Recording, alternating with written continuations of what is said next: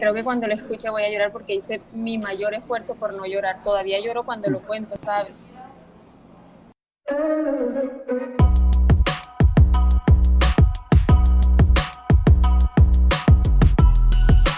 Hola, en este espacio queremos conversar sobre los principios de amor, abnegación y servicio que rigieron la vida de Jesús aquí en la tierra. Juntos vamos a redescubrir cómo el amor de Jesús por su creación cambió la historia del mundo y aún lo sigue haciendo. Vamos a hablar del amor como la única herramienta de transformación real y trascendente. Dios es amor sobre cualquier pretexto. Bienvenidos a este movimiento, bienvenidos a Love Like Fire.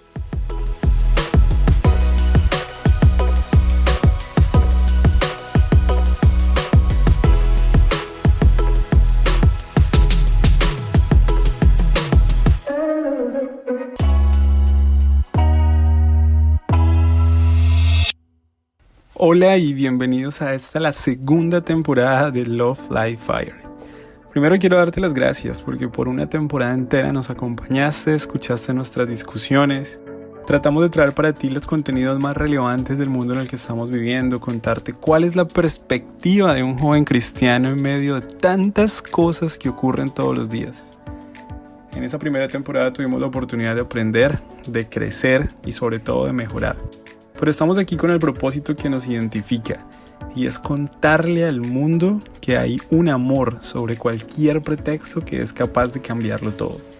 Y ese amor es el amor de Jesús y eso es lo que nos mueve, lo que nos da ganas, lo que nos impulsa. Por eso hoy queremos contarte un poco de qué se trata esta segunda temporada. En esta segunda temporada vamos a explorar, vamos a mirar las vidas de esas personas que sin duda alguna lo cambiaron todo. Personajes bíblicos que con su ejemplo nos enseñaron nuevas formas de vivir, nos hablaron de fe, de amor, de perdón, de perseverancia, de resistencia, de entregarlo todo por la causa de Jesús. Pero esas personas aún existen hoy. A nuestro alrededor tenemos personas todos los días dispuestos a dejarlo todo por la causa de Cristo. Y esas personas nos emocionan, nos inspiran y nos apasiona tener la oportunidad de contar sus historias. Por eso, en esta segunda temporada nos vamos a encontrar con las vidas de personas que a pesar de estar en las más difíciles de las circunstancias, han encontrado en Jesús y en su amor la fuerza para superarlo todo. ¿Te gustaría que esa fuera tu historia? ¿Te gustaría que algún día podamos tener un testimonio como ese que contar? Quédate con nosotros en esta temporada y acompáñanos a descubrir cómo Jesús aún puede lograrlo todo en la vida de cada uno de nosotros.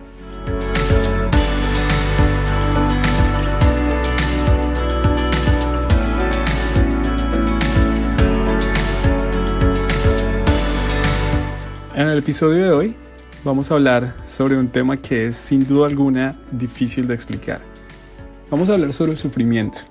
Y es que como seres humanos, todos nosotros somos vulnerables a situaciones en las que nos toque sufrir. Y el sufrimiento es un tema tan complicado que ha logrado que muchas personas se alejen de Dios. Y es que, ¿cómo le explicas a un padre que está visitando a su hijo en una unidad de cuidados intensivos, tal vez con una enfermedad terminal, que hay un Dios en el cielo que le ama? ¿Cómo le explicas a un niño que ha perdido a sus padres en un accidente que no está solo y que Jesús está con él? El no entender de dónde viene el sufrimiento, el no entender las razones por las cuales sufrimos, ha llevado a que muchas veces terminemos culpando a quien no deberíamos culpar o justificando tal vez a quien no deberíamos justificar. Y es por eso que entender las razones bíblicas y el porqué del sufrimiento es para los seres humanos algo vital, porque tal vez toda nuestra religión y toda nuestra forma de ver a Dios pueda basarse en este simple concepto. Hay un libro en la Biblia, tal vez uno de los más antiguos que existan, y de hecho una de nuestras intenciones en este podcast es que con las cosas que conversemos aquí, tal vez te motives un poco más a descubrir esas verdades tú mismo en la palabra de Dios. La encontramos en el libro de Job. Y es que el libro de Job se enfrenta a estas difíciles preguntas. Tal vez las preguntas más difíciles que jamás se hayan hecho. Por ejemplo, si Dios es justo, ¿por qué la gente buena sufre? En el episodio de hoy nos acompaña Idanela. Idanela es una gran persona con una gran historia que contar. Una historia que sin duda alguna necesitas escuchar hoy. Y tal vez no solo tú, sino también tendrás que compartírsela a alguien más. porque hay un testimonio que con toda seguridad nos ayudará a encontrar valor en los momentos más difíciles. Y Daniela, bienvenida. Nos encanta que hoy, en el lanzamiento de esta segunda temporada de Love Life Fire, tú seas nuestra invitada especial. Nos alegra muchísimo tenerte aquí con nosotros. ¿Cómo estás? Hola Gabriel, muy bien, gracias a Dios y muy agradecida también por la invitación a este podcast que es de verdad uno de mis favoritos y que trabajemos juntos para Dios y para seguir llevando testimonios a muchos hogares y a muchas personas para que vean que en el Dios en que nosotros creemos aún sigue haciendo milagros y aún sigue sosteniendo la vida de cada uno de nosotros. Y gracias, Daniela, por acompañarnos y por aceptarnos esta invitación en este episodio de Love Life Fire. Episodio en el que estaremos hablando de un tema supremamente importante que es el sufrimiento y las pruebas, y tratar de entender entonces cuál es el rol de Dios en el sufrimiento. Entenderlo es tan importante que nuestra religión en muchos casos depende de eso, porque si vemos a Dios como un Dios tirano que está buscando la oportunidad de castigarnos por nuestros errores y nuestros pecados, va a ser muy difícil tener una relación de amor con Él como la que Él quiere que realmente tengamos. Dios no está buscando que ninguno de sus hijos le sirva por miedo, sino por amor. Es interesantísimo que la Biblia, y creo que es la primera pregunta que vale la pena contestar en este podcast, es ¿de dónde proviene el dolor? Y la Biblia nos da evidencia supremamente clara sobre esto. Volvamos al libro de Job, el que hablábamos al principio. En el primer capítulo del libro de Job se nos presenta un contexto, y en este contexto se nos dice que había una reunión en el cielo, y en esta reunión se presentó también Satanás. Al presentarse Satanás, Jehová le hace una pregunta: ¿no has tú considerado a mi siervo Job, que no hay otro como él en la tierra, un varón perfecto y recto, temeroso de Dios y apartado del mal? Qué linda descripción la que hace Jehová sobre un ser humano. Qué bonito sería que pudiese ser esa descripción la forma en la que él se refiere a todos nosotros. Pero lo interesante de esta conversación es que en el siguiente texto, en el siguiente versículo, Satanás no puede evitar ponerse en evidencia respecto a cuál es su rol en el sufrimiento. Y dice lo siguiente: respondiendo él dijo, ¿acaso teme Job a Dios de balde? ¿No le ha acercado alrededor de él y a su casa y a todo lo que tiene? Al trabajo de sus manos has dado bendición, por lo tanto sus bienes han aumentado sobre la tierra. Con este versículo queda en clara evidencia cuál es el rol que cada uno desempeña, y se ve perfectamente que el rol de Dios es el de cuidar y proteger a Job, cuidarlo y protegerlo del mal. De hecho, en el versículo siguiente queda aún más claro quién es el causante del mal, del sufrimiento y del dolor, cuando en el versículo 11 él dice: pero extiende ahora tu mano y toca todo lo que tiene, y verás si no blasfema contra ti y en tu misma presencia. El papel de Dios es el de cuidar y proteger. El papel de Dios es el de bendecir. Cuando estamos hablando del sufrimiento, podemos entender a la luz de las Escrituras que el sufrimiento no proviene de Dios. Pero ese sufrimiento se sigue repitiendo en muchas vidas y en muchas formas. ¿Cómo lidiar con él? ¿Qué podemos aprender de esas experiencias? ¿Podemos ver a Dios aún en medio del sufrimiento? Y Daniela tiene una historia que compartirnos, y estoy seguro que esa historia te va a ayudar a encontrar muchas de esas respuestas. Bueno, te cuento que estaba bastante cansada de la monotonía que llevaba mi vida hasta ese momento. Estaba trabajando muchísimas horas de corrido, estaba perdiendo vida social, estaba perdiendo tiempo conmigo misma. Y un día de tanto cansancio acumulado que tenía, llego a mi casa y le digo al Señor: Dios mío, ¿por qué no me das la oportunidad de cambiar de ambiente? Quiero vivir otra experiencia, quiero conocer nuevas personas, quiero empezar a dedicarme tiempo para mí también. Y al poco tiempo Dios me permitió irme a vivir a la ciudad de Nueva York y yo estaba feliz. Efectivamente era otra gente, era otra cultura. Apenas llegué empecé a estudiar, empecé a trabajar, pero era en otro tipo de ambiente y yo me sentía a gusto con lo que estaba haciendo. Pero como mientras estemos en esta tierra todo no puede ser tan perfecto, llegó el invierno y yo empiezo a notar que mis manos con las bajas temperaturas empiezan a arder, empiezan a quemarse muchísimo. Y yo decido ir donde un médico y este médico general me remite donde un especialista, donde un reumatólogo, y él me dice que estoy padeciendo un síndrome que se da por las bajas temperaturas. Él me manda un tratamiento corto y me dice cuando llegue el verano te vas a sentir mucho mejor. Y así fue. Luego llega el año 2018 y empiezo a notar que mi piel comienza a cambiar de color, está mucho más bronceada y yo digo, bueno, esto no es normal porque yo casi nunca estoy expuesta al sol y estoy cansada, bueno, no extremadamente cansada, pero sí empiezo a notar que cada vez que salgo a trotar en las mañanas empiezo a fatigarme un poquito más y llamo a mi mamá y le digo, mami, cuando termine mis clases me quiero regresar a Colombia. Y ella me dice que está bien, pero yo en ese momento no la quise preocupar y no le dije absolutamente nada.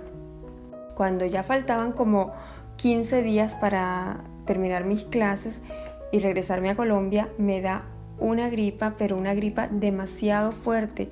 Me dio escalofríos, me dio muchísima fiebre e inmediatamente empiezo a notar que estoy demasiado inflamada, que mi cara está muy, muy inflamada y mi boca se empezó a colocar pequeña, mis ojos también estaban más pequeños y siento que no puedo mover, o sea, no puedo estirar los brazos, me duelen mucho las manos para cerrarla, pero yo aún así sigo pensando que todo es producto de la gripa que me dio, de la fiebre. Yo llamo nuevamente a Colombia y pido apartar una cita con un reumatólogo porque me estaban doliendo también mucho las manos para cerrarla.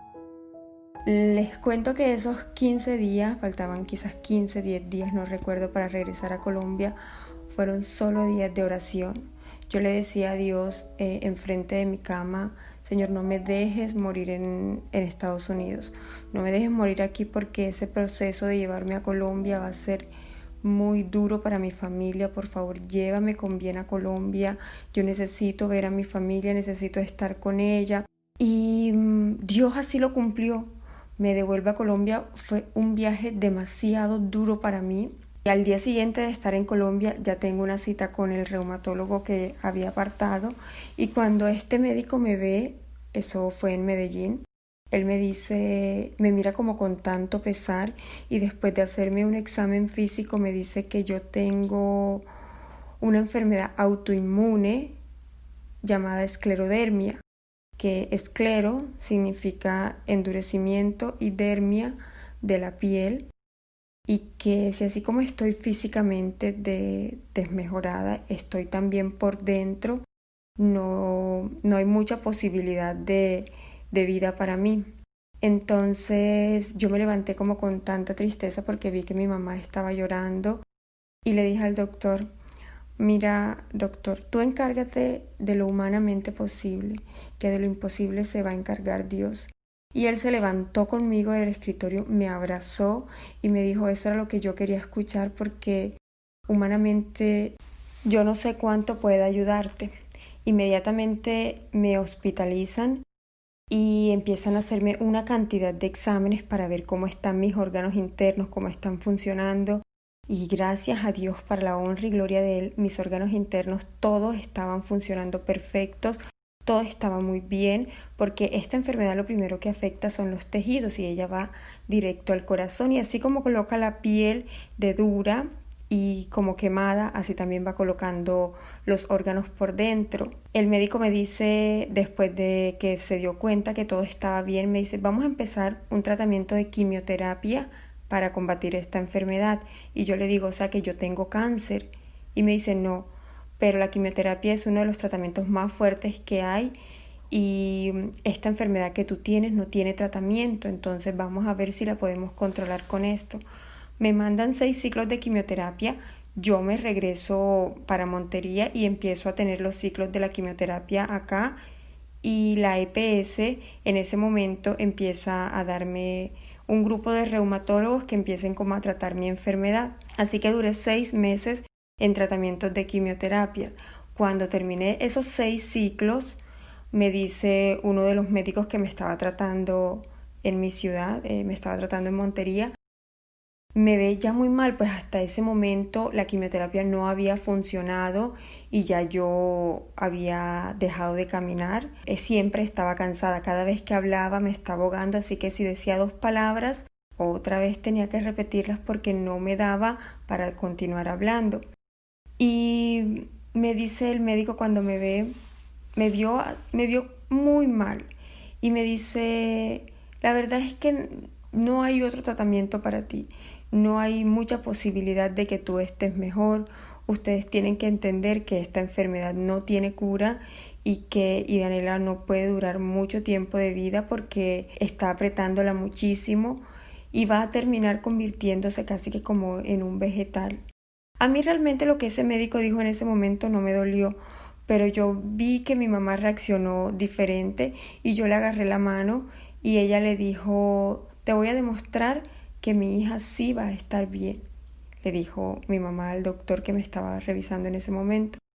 Y salimos de ahí, pero yo salí tranquila. Mi confianza jamás estuvo puesta ni en la quimioterapia, ni en lo que un médico dijera, porque yo sabía que si Dios me había traído con vida a Colombia, era porque Él iba a tener un propósito en mi vida y ese propósito, como todo lo que Él hace, iba a ser para bien.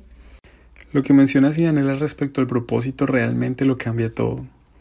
Y es que el propósito es en muchas ocasiones ese motor que nos permite mantenernos en movimiento aún en los momentos más difíciles de la vida. Es interesantísimo ver en el caso de Job cómo él ni siquiera entendía lo que estaba pasando, pero aún aunque no lo entendiera estaba cumpliendo el propósito de Dios. Y su propósito fue tan grande y tan profundo que su vida no solamente fue un ejemplo para las personas que vivieron en su época, sino que también fue un ejemplo para todas las generaciones de humanos después de él. Y más allá de eso también fue un testimonio para los ángeles y para todos los habitantes del universo, de cómo es una vida de un hombre cuando está en las manos de Dios. Te invitamos a escuchar los próximos anuncios y ya volveremos con este hermoso testimonio.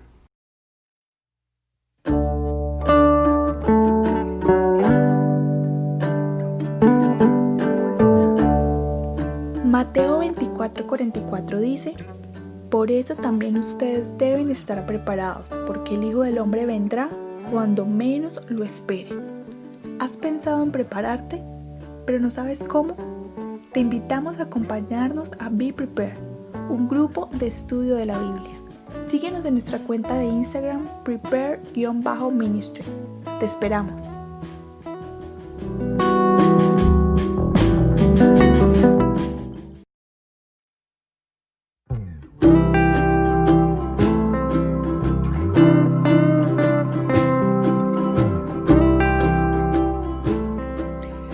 Hola, ¿te has dado cuenta que esta vida es un viaje?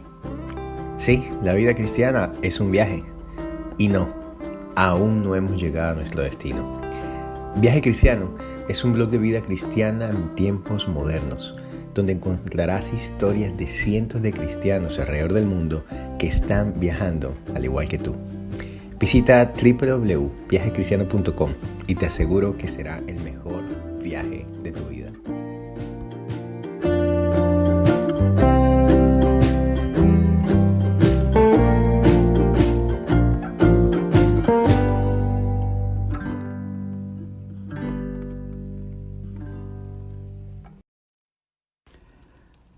Si en algo estamos de acuerdo hasta este punto, es que Dios no es el autor ni del mal ni del dolor. Pero este existe por un permiso otorgado por Dios, en contra de sus más profundos sentimientos hacia nosotros, por causa de su respeto hacia nuestra libertad. Libertad personal y libertad como toda la humanidad, porque no quiere que seamos seres esclavos ni autómatas, sino hijos amantes y sensatos. El sufrimiento es en gran medida, no absolutamente, consecuencia y no castigo por el pecado. Una cuestión de causa y efecto. Los inocentes sufren porque estamos inmersos en un mundo caído. Y todos recibimos los efectos colaterales de la rebelión. Dios no desea nuestro dolor, pero siendo que existe, puede usarlo como una herramienta.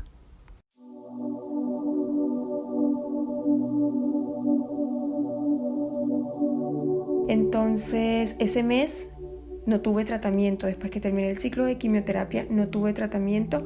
O sea, literal me mandaron a mi casa como a desahuciarme ya. Pero al mes siguiente yo tenía cita con mi reumatólogo de Medellín, que él sí me estaba viendo por particular. Y cuando me ve, nuevamente me repito los exámenes a ver cómo siguen estando mis órganos y seguían mis órganos funcionando perfectamente bien, la enfermedad no los había tocado, era todo físicamente, pero cuando yo voy a Medellín ya yo estaba en una silla de ruedas, pues la piel se había endurecido tanto que ya yo no podía caminar, tenía como que siempre estar con oxígeno porque me estaba ahogando. Entonces dice mi reumatólogo, hay un tratamiento o es una posibilidad que en Colombia no es muy usada, no sé si te vaya a funcionar porque esta enfermedad está bastante avanzada en ti. O sea, lo que tenía que avanzarte como en 10 o 20 años, te ha avanzado en cuestión de 3, de 2 meses, me decía el doctor.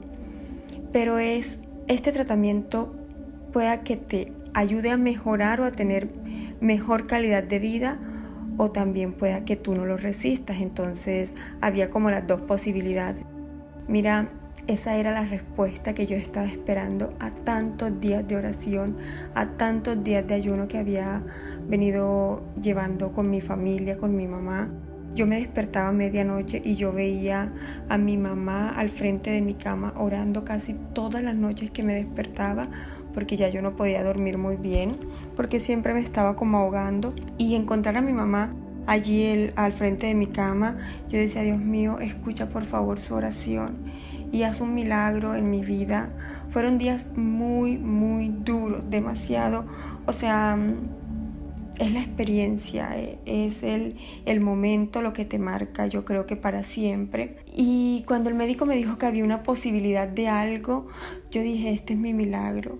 Mi milagro no estaba en los médicos, mi milagro no estaba en el trasplante. Dios había colocado todos los medios hasta ese momento para que yo siguiera con vida. Cuando el médico me dijo, es un trasplante de médula ósea, yo le dije a mi mamá, yo soy mayor de edad, yo quiero que ese trasplante me lo hagan, sea para bien o sea para que no tenga un resultado positivo. Vamos a intentarlo porque no hay otra posibilidad para mí en estos momentos. Y mi mamá también, muy de acuerdo. Me dice el doctor, y para agilizar este proceso, porque yo esos médicos los estaba viendo todos por particular, nosotros nos vamos a encargar de meter todos tus papeles a la EPS. Esto puede tardar, como puede tardar un mes, puede tardar 6 meses, un año, pero vamos a tratar de hacerlo lo más pronto posible. Y me devuelvo yo a mi casa y fueron otros días de ayuno y oración y pidiéndole a Dios que respondiera, por favor, la súplica que nosotros estábamos pidiéndole en ese momento. Y a los 12 o 15 días de que el médico me hubiera dicho eso, me estaban a mí llamando del hospital para decirme que la EPS había aprobado el trasplante y que me tenía que regresar inmediatamente para Medellín. Así que al día siguiente viajé, empezaron todos los protocolos, el proceso que se venía, a realizarme cierta cantidad de exámenes y al mes después ya yo estaba hospitalizada. Ya ahora sí se venía la prueba de fuego para mí, para mi mamá. Nos habían dado una habitación con una temperatura bajo cero porque necesitábamos un cuarto completamente aislado y limpio para que no hubiera ningún tipo de bacterias. Y mi enfermedad siempre con el frío se despertaba, me ponía muy mal, me dolía mucho el cuerpo, las manos. Entonces definitivamente fueron días demasiado duros. Recuerdo que empezamos primero con 5 días de quimioterapia, eran 2 quimioterapias por día. Y todo lo que el médico me había dicho de que quizás yo no podía aguantar ese proceso porque era bastante duro, se estaba presentando. Mis pulmones empezaron a llenarse de líquidos, la quimioterapia era tan fuerte que las paredes de mi vejiga se reventaron un poco, así que yo empecé a sangrar muchísimo.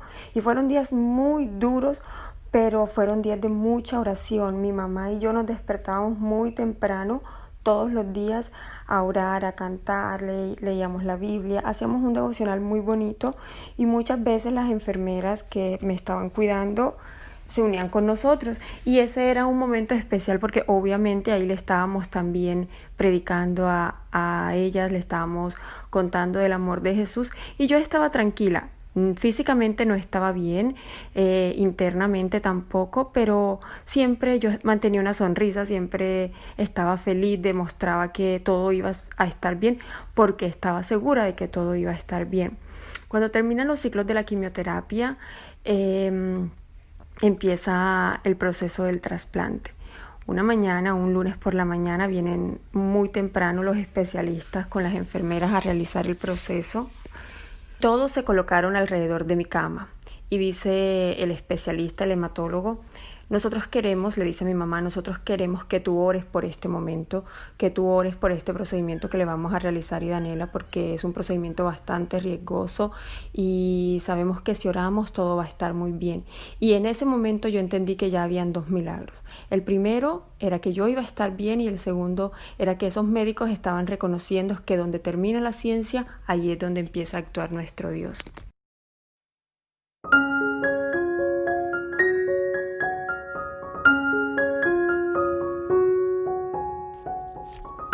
Algunos de los propósitos que Dios puede lograr en tu vida por medio del sufrimiento y el dolor, claro está, siempre dependiendo de la relación que tú tengas con Él, pueden ser, por ejemplo, hacernos sentir nuestra profunda necesidad de Él, de tomarnos de su mano y convertirnos al hacernos conscientes de nuestra fragilidad, desamparo y finitud.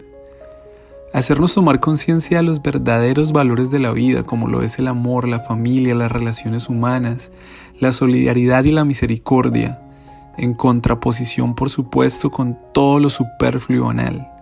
Purificar el alma del egoísmo natural, volviéndonos seres más sensibles, solidarios, humildes y abnegados. Edificar el carácter.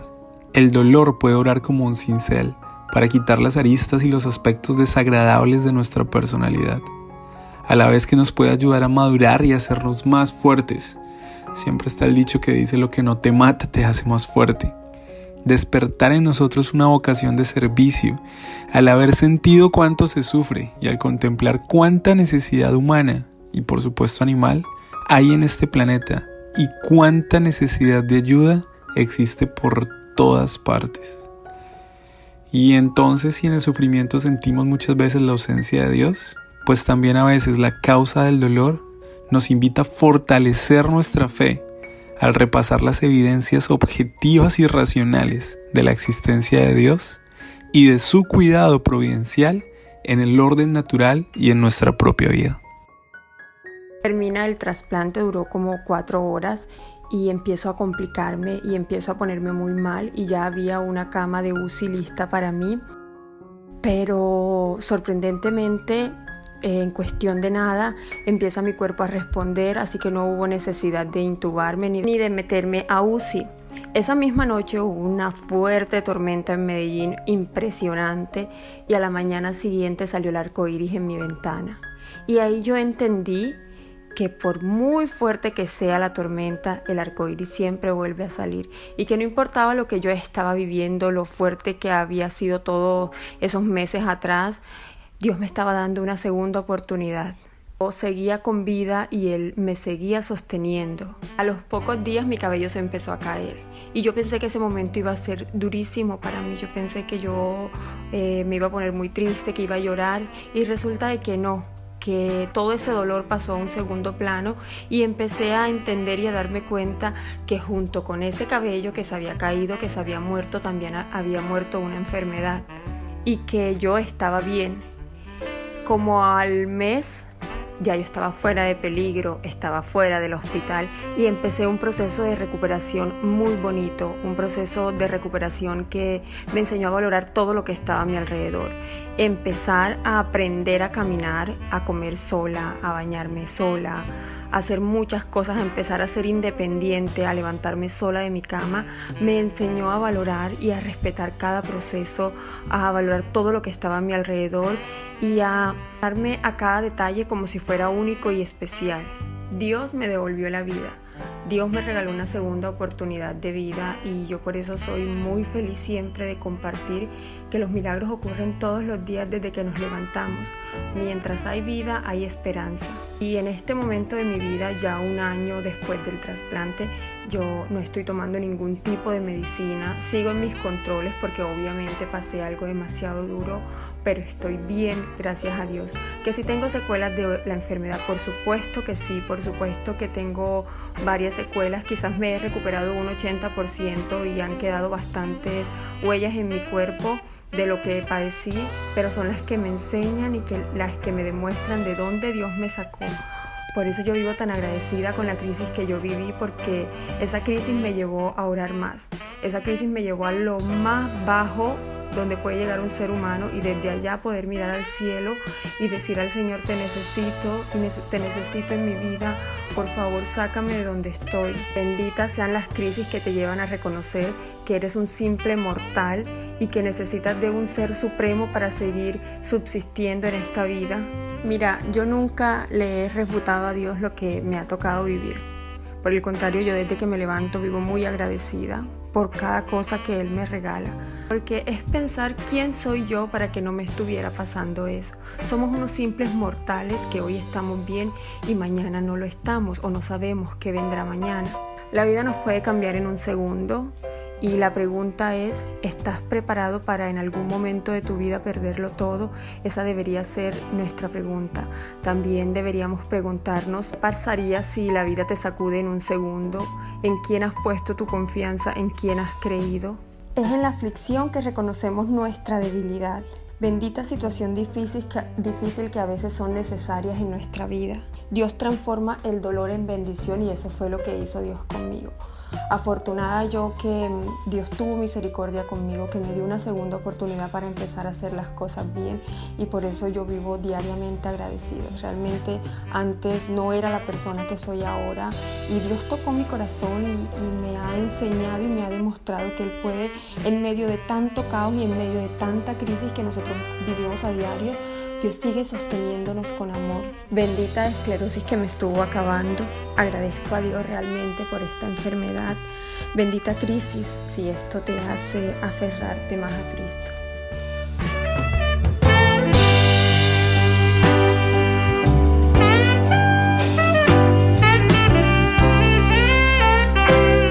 Gracias por estar aquí. Recuerda, hoy el mundo más que nunca necesita amor sobre cualquier pretexto.